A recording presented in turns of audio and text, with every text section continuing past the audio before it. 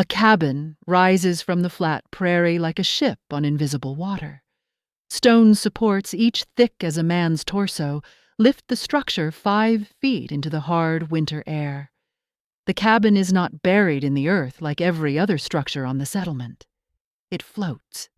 Outside, the wind screams. It's a wind that kills, not cold alone. Wind.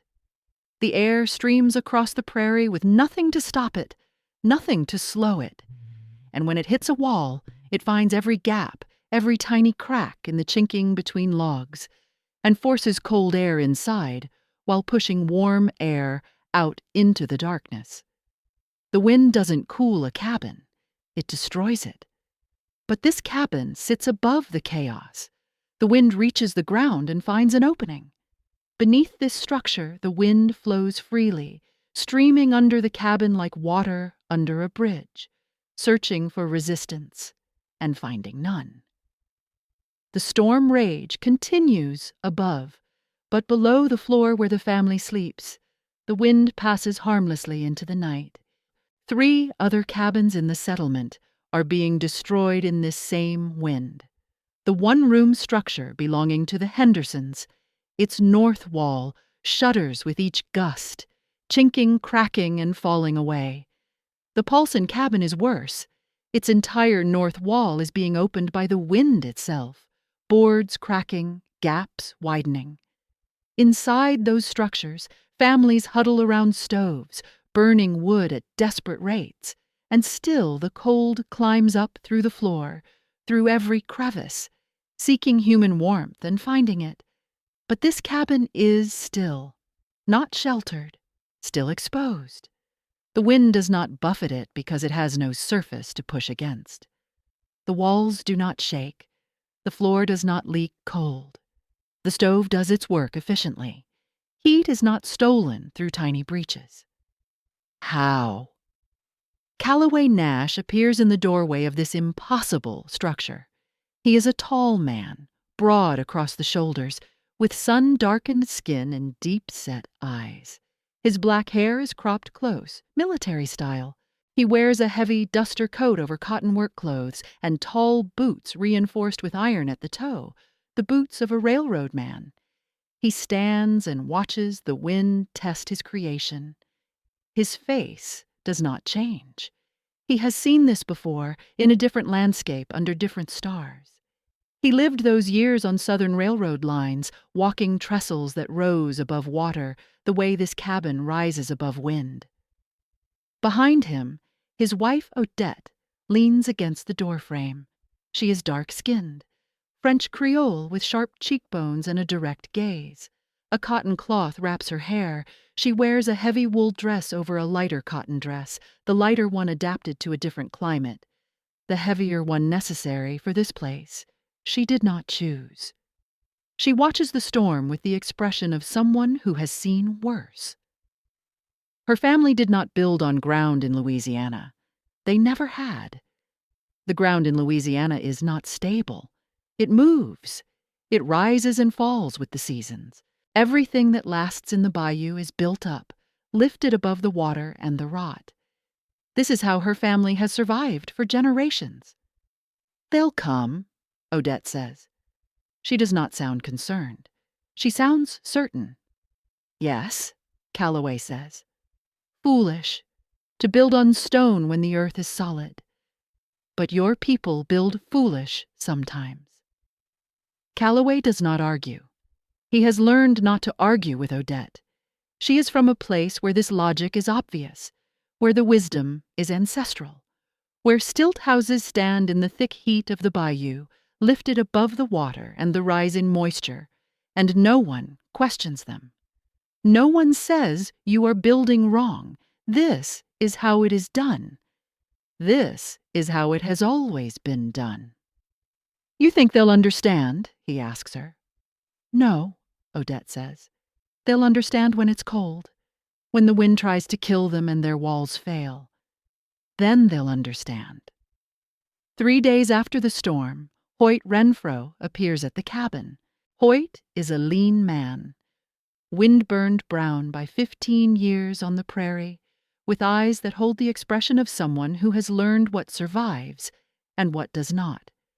He rides up in the afternoon when the wind has diminished to something merely fierce instead of murderous. He does not look happy. He does not dismount immediately. He sits his horse and stares at the cabin, at the stone columns, at the structure rising 5 feet above the prairie earth. "That structure going to stand?" he asks. "Yes," Calloway says. "Wind's going to take it." "No." Hoyt shifts his weight. He's been thinking about this cabin for 3 days, thinking about the way it sits above the ground, thinking about the way wind would find the gap underneath. "You think you're smarter than the prairie?" Hoyt says. "No," Calloway says. "I think I understand it." Hoyt is a good man. This is important. He is not cruel or mocking. He is afraid.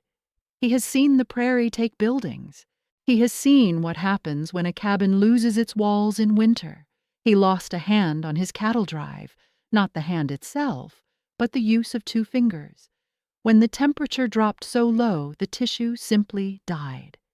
He understands what the prairie does to things that are exposed, things that cannot adapt. "That cabin's 5 feet in the air," Hoyt says. "Wind's going to come underneath it, push up on the floor, lift the whole thing. Or it'll push sideways and tear the walls loose from the foundation." "Wind will come underneath," Calloway says. "That's the point." "The point?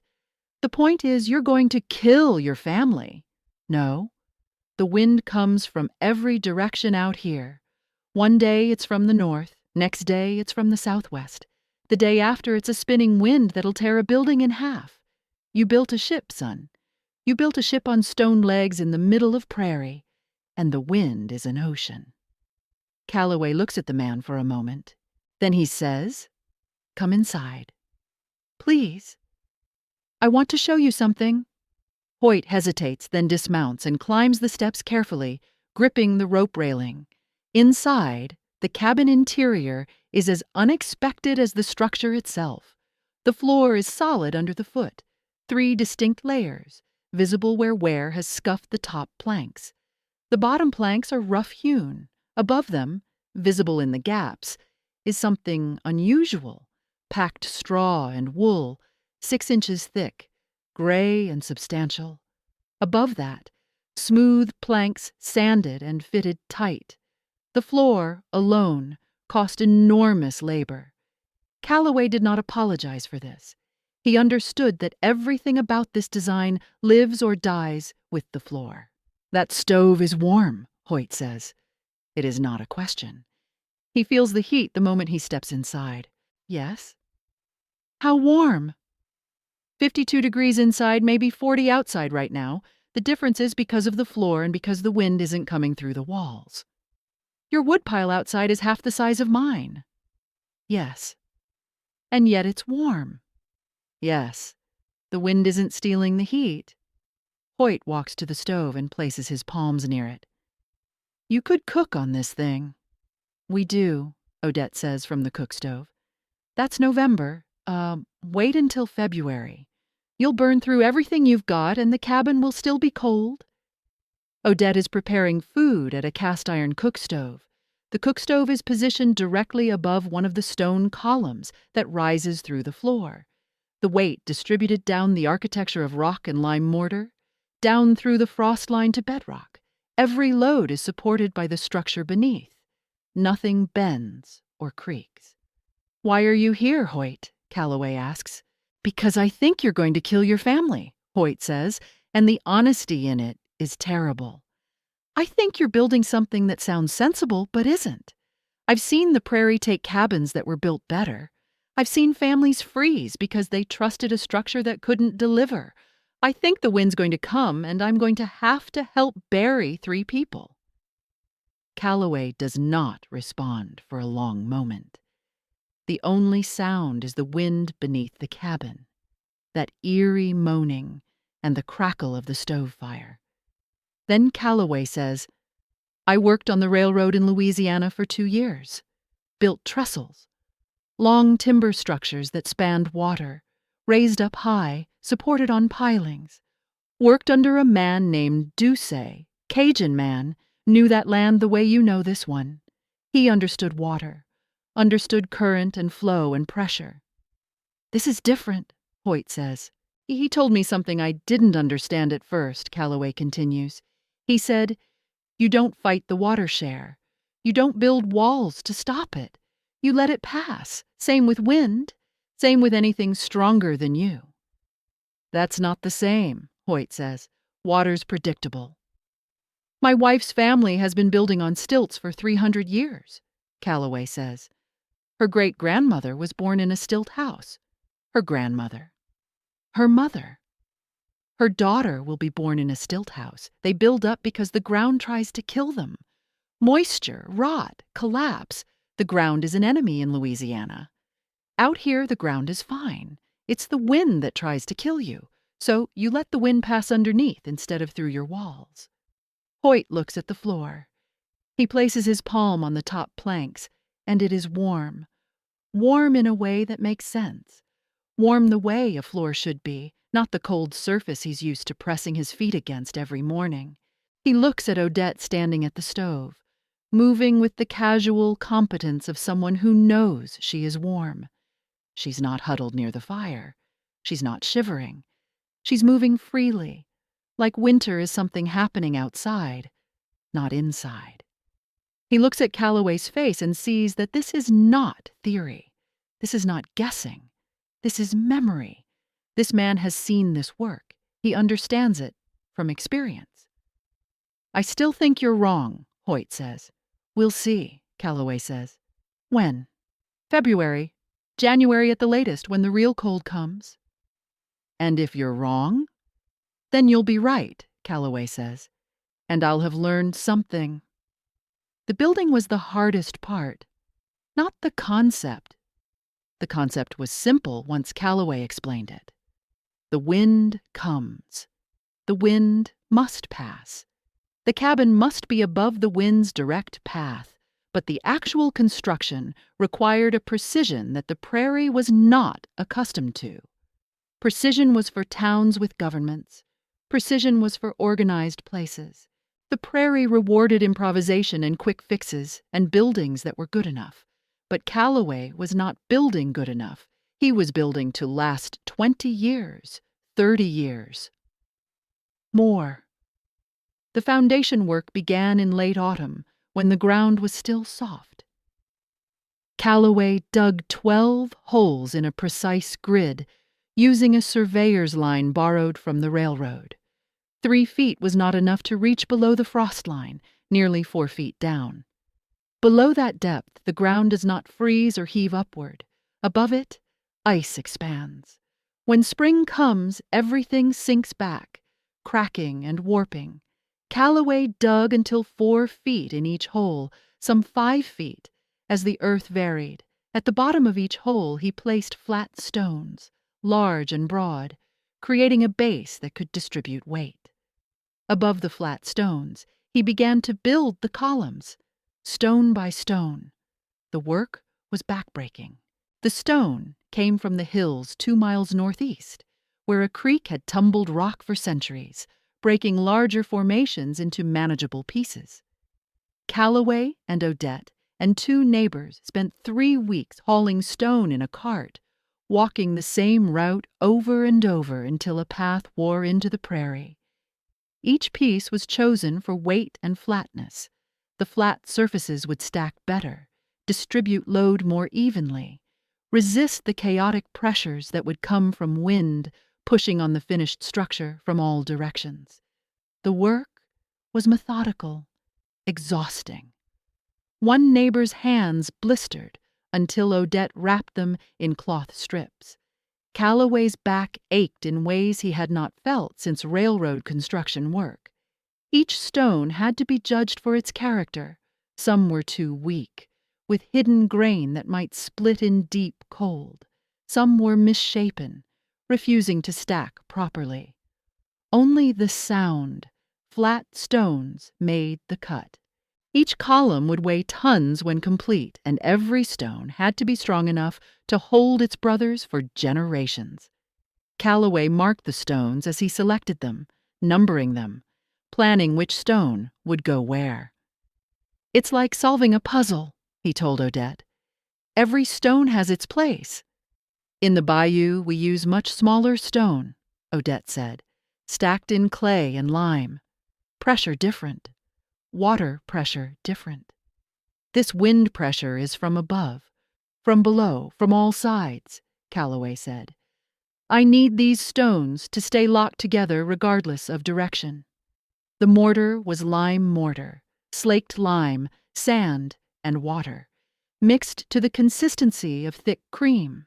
Calloway had learned the formula in Louisiana, where the humidity was high, and stone needed to bind against moisture and salt spray.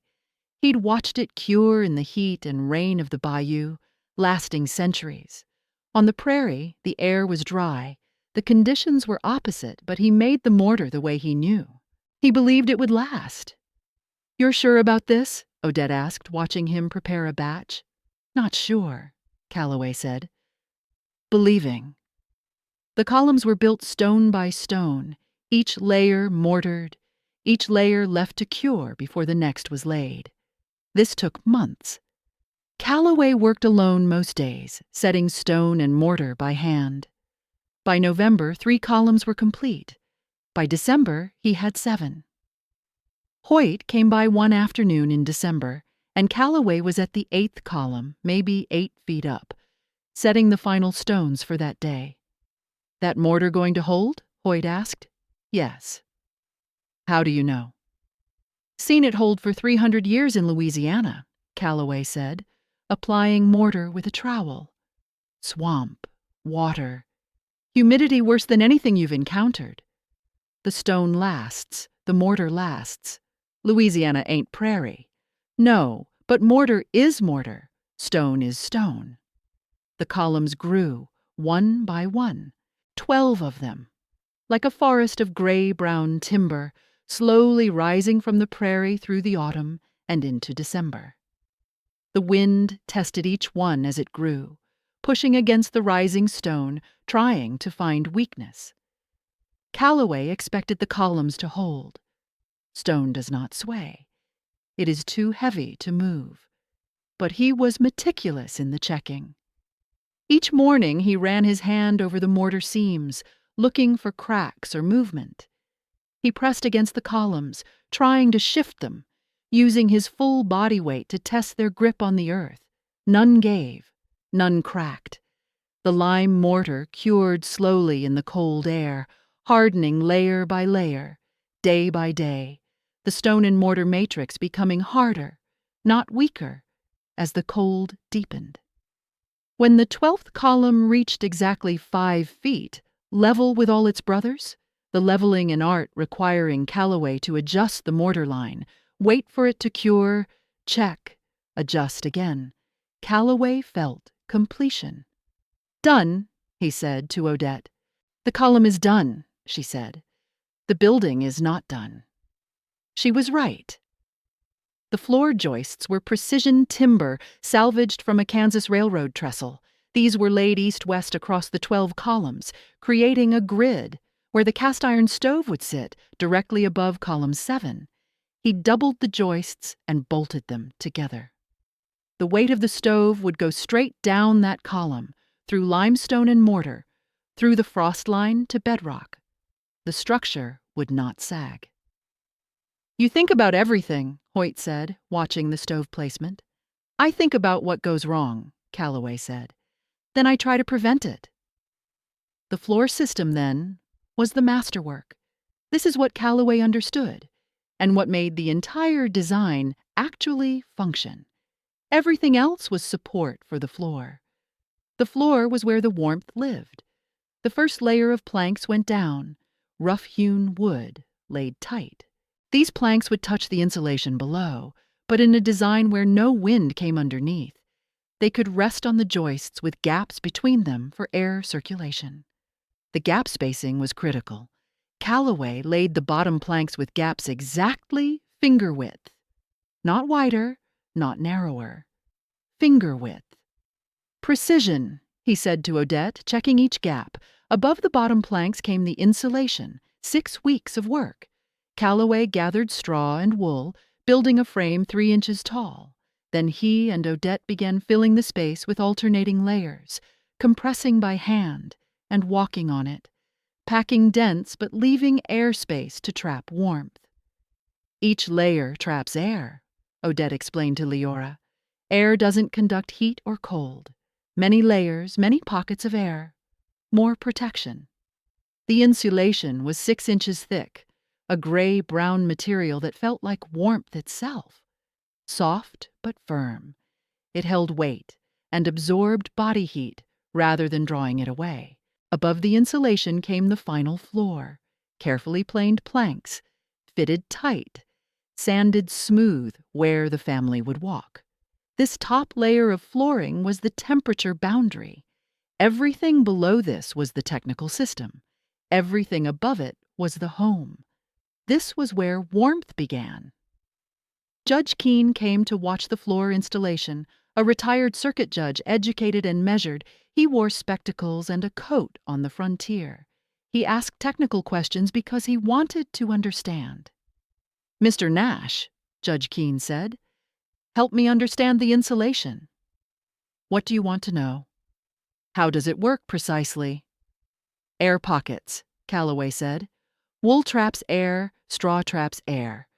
Air doesn't conduct cold or heat. It just sits there." "And how much protection does that actually provide?" "Enough to make the difference between cold and frozen," Calloway said. Judge Keene nodded. "The insulation will compress," he said, watching Calloway fit the top planks. "The wool will mat. The straw will break down. In 5 years, you'll have lost half the effectiveness." "Possible," Calloway said. "Louisiana houses built this way 100 years ago still function. I don't know if the insulation lasts 100 years. I know it works now. I know it works tomorrow. I know it works in February. And when the insulation fails, you'll need to tear up the entire floor to replace it." "Yes," Calloway said. "That's a problem. But it's a problem in 10 years, not today. Today, the problem is staying alive. Today, the problem is heat." Judge Keene nodded. He was a man who understood that frontier structures were not permanent the way Eastern buildings were permanent. They were adaptive. They solved today's problem in a way that acknowledged tomorrow might be different. A cabin that worked now, even if it required maintenance later, was better than a cabin that worked poorly forever. Better than a cabin that killed its inhabitants by failing in the middle of winter. Odette was with Leora Finch when the discussion happened. Leora had come to watch the floor being laid. Leora, who had lost her entire north wall to wind damage 2 winters prior, who had been living since then under canvas and salvaged planks, who felt the cold climbing through every gap, every single night. She was hollow-eyed from cold. Her children huddled near the stove in her cabin, because it was the only way to keep them from freezing. "Why not build thick walls instead?" Leora asked. "Sod walls, like they use further north. That wind can't penetrate sod." "Because," Odette said, and she had the certainty of ancestral knowledge, "the wind goes where it wants to go. You can make walls thicker and thicker, but the wind finds a way through. I've seen cabins with walls this thick." She held her hands 2 feet apart. "And the wind still comes through the chinking, still finds the gaps, still climbs into your home. Every cabin with thick walls, the cold comes through. The wind comes through. But you let the wind go where it wants, down there, not through our walls. And the wind does not fight us anymore. The wind is not our enemy. It just passes by." Leora looked at the floor, at the packed insulation, at the architecture that lifted the entire structure away from the ground's moisture and the wind's direct assault. "That floor is warm," Leora said.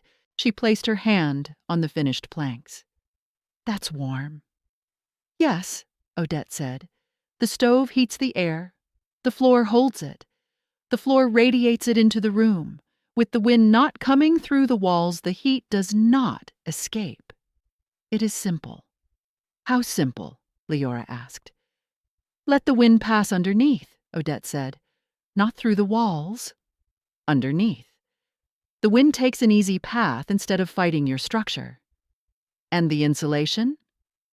Keeps the warm floor from losing heat to the cold air below, Odette said. Layers of wool and straw, air pockets. Air does not move heat.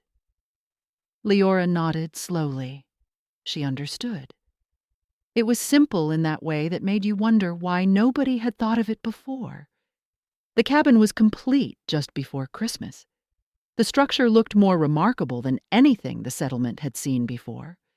12 stone columns rose from the prairie earth in their precise grid, and above them, a log cabin floated in the winter air like a ship moored to invisible anchors. Calloway had built removable wooden panels that fit into a groove cut into the stone columns. These panels were built from pine boards, fitted together with care. They could be fitted around the entire perimeter base, creating a dead air pocket underneath the cabin. In summer, the panels would be removed, allowing the wind to ventilate beneath the cabin, preventing moisture accumulation. In winter, the panels would be installed, creating an enclosed space below the cabin where still air would remain relatively warmer, adding another layer of protection. The front entrance required wooden steps. Calloway built these solid 5 steps up to the door, each one mortised and bolted to the cabin frame. The steps were steep. They would ice over in cold, and Calloway knew this.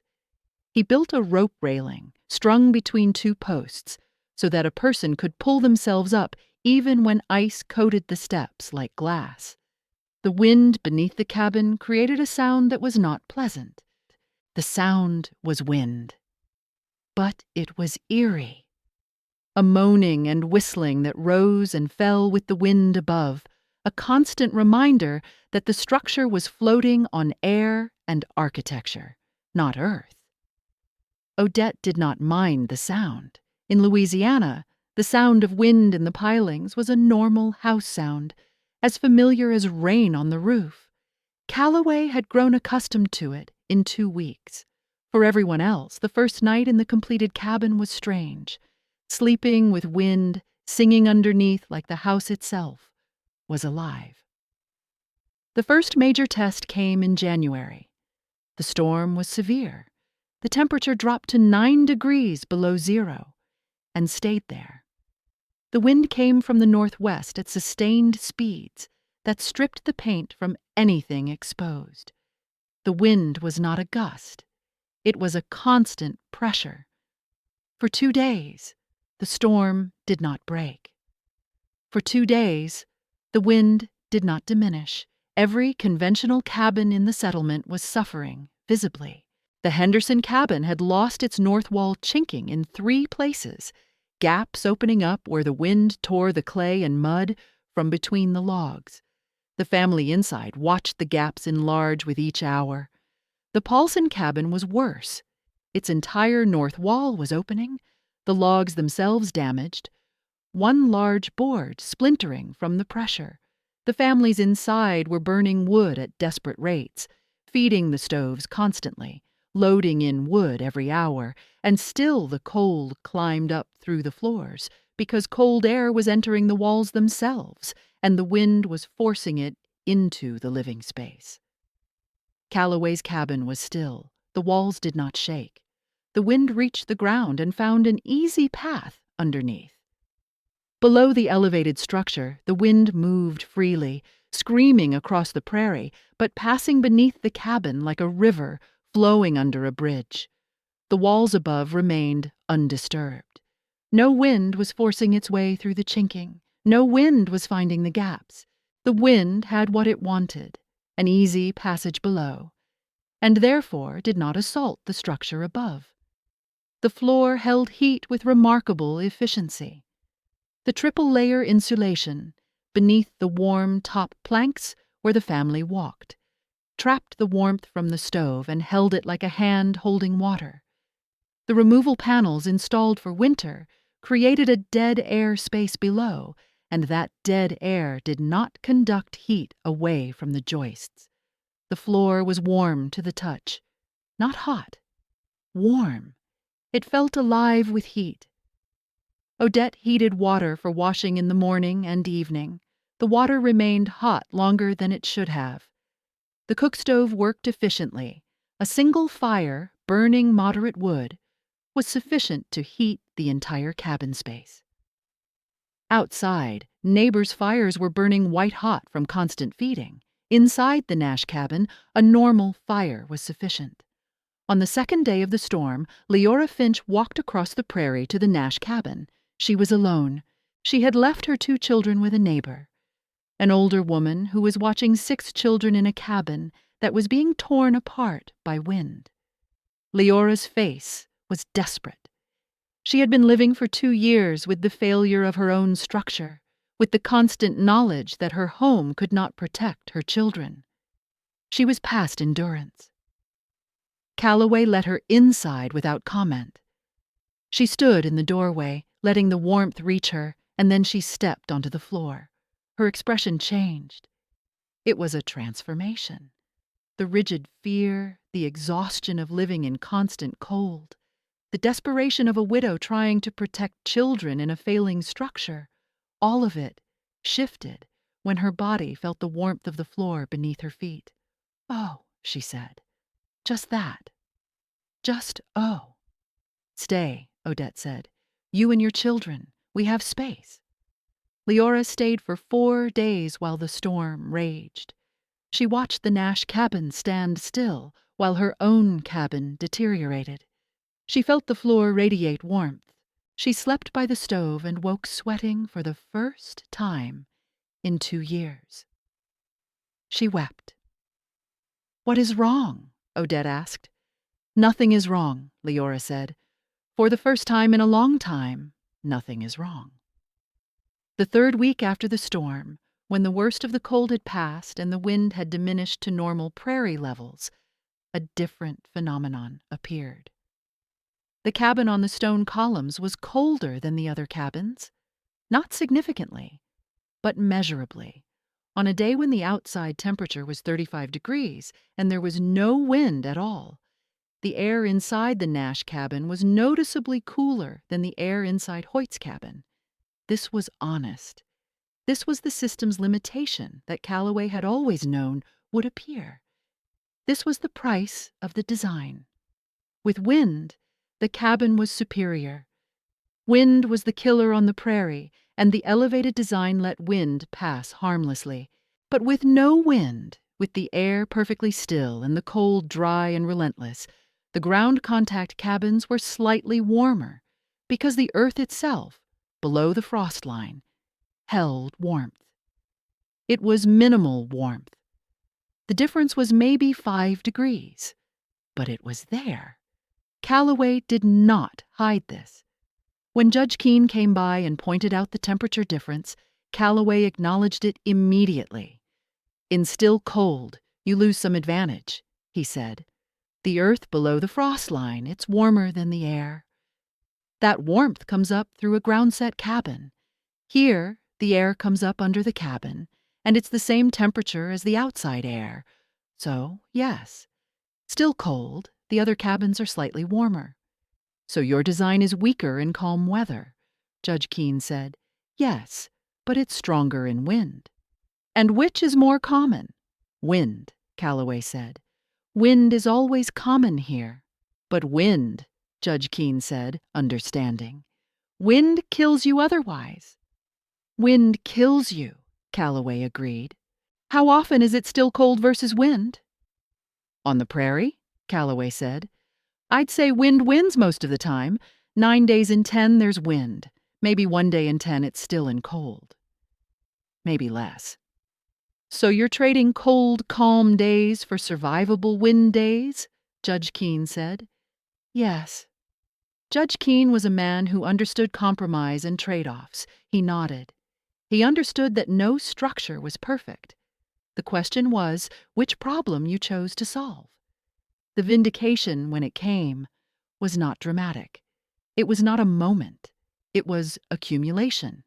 It was evidence gathering over weeks. Calloway's woodpile did not shrink at the rate other woodpiles shrank. By February, this was visibly obvious, where Hoyt's cordwood was half consumed and the pile had that desperate, diminished look of a resource running out. Calloway's pile was still substantial. A single family, burning wood at a normal rate, should deplete significant cordwood by February. Calloway and Odette and their child, warm in their cabin, burning the stove at moderate levels, had used maybe 1/3 of their wood. Hoyt's north wall had failed. Not catastrophically, but the chinking had cracked in 4 places, and wind was finding its way through. Hoyt was living with the constant knowledge that his structure was failing, that by next winter the repair would be more extensive, and that the design he had trusted, heavy construction, thick walls, sod, weight pressed against the earth, was not actually protecting his family as well as he needed protection. Leora had made a decision. In spring, when the ground softened, she was going to rebuild, not with the same structure. She was going to tear down the damaged cabin and build elevated on stone columns, using Calloway's design. She'd calculated the cost. She'd looked at her damaged walls. She'd decided. Judge Keene wrote a letter to a newspaper in a larger town to the east. He described the cabin on stone columns. He described the engineering. He asked in the letter if any other frontier builders had experimented with elevated structures in wind country. The newspaper published the letter. A response came back from a builder in Colorado who had built one elevated cabin with similar results. The letters were published. The knowledge began to move across the frontier like wind itself, carried from place to place. Hoyt came to the cabin on the first day of March, when the temperature had risen enough that the snow was melting and the prairie was turning into mud. He did not come to mock or to apologize. He came because his family was cold, and he did not have a better solution. His skepticism had collided with winter, and winter had won. "Show me," he said to Calloway. Calloway showed him the columns, explained the mortar, explained the frost line, explained why the footings had to go deep. He showed him the floor, the insulation, the removable panels. He explained the principle. Let the wind pass underneath, don't fight it. Let it have the easy path. He answered every question Hoyt asked, and Hoyt asked many. How deep? How wide? How do you know it won't settle? How do you know the mortar will hold? How do you install the panels? When the explanation was complete and Hoyt understood the design, Hoyt was quiet for a long moment. "It would take me months," Hoyt said. "Yes." "And money for stone and mortar and timber?" "Yes." "And if it doesn't work, I've wasted a season." "Yes," Calloway said. "But if it does work, your family survives better." "That's a risk," Hoyt said. "Everything is a risk," Calloway said. "You're taking a risk right now with your current cabin. It's just a different risk."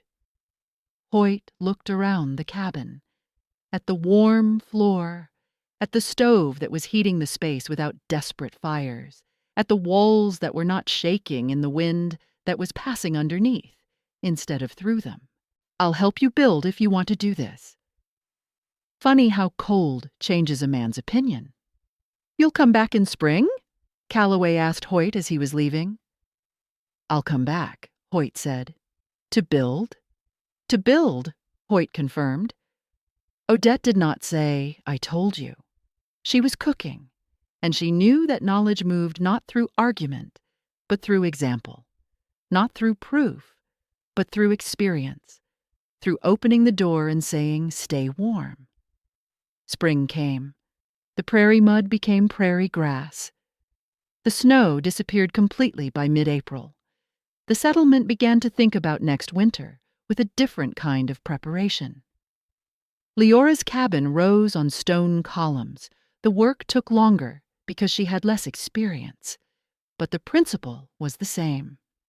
The columns went down below the frost line, deep enough to anchor the structure against the earth's movement. The floor was built 3-ply with the same insulation. The removable panels were constructed. Leora and her neighbors worked together. By autumn, Leora had a cabin that would hold heat the way the Nash cabin held heat. By next winter, when the cold came again, her family would not live in fear. Hoyt did not rebuild immediately. He decided to wait one more winter to see if what Calloway had demonstrated would prove durable over time. But he began collecting stone. In the hills northeast of the settlement, he began the work of hauling fieldstone, preparing for a spring build. He was no longer skeptical.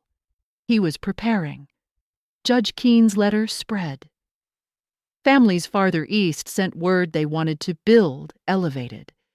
The knowledge that existed in Louisiana, obvious to Odette's family for generations, was moving north through the Prairie country, finding new context but carrying old wisdom. The knowledge traveled on the wind, passed from place to place. Calloway and Odette never claimed to have invented anything. When settlers came to ask about the cabin, Calloway's explanation was simple. My wife's people have been building this way forever. I just applied it here. But it's new, someone would say.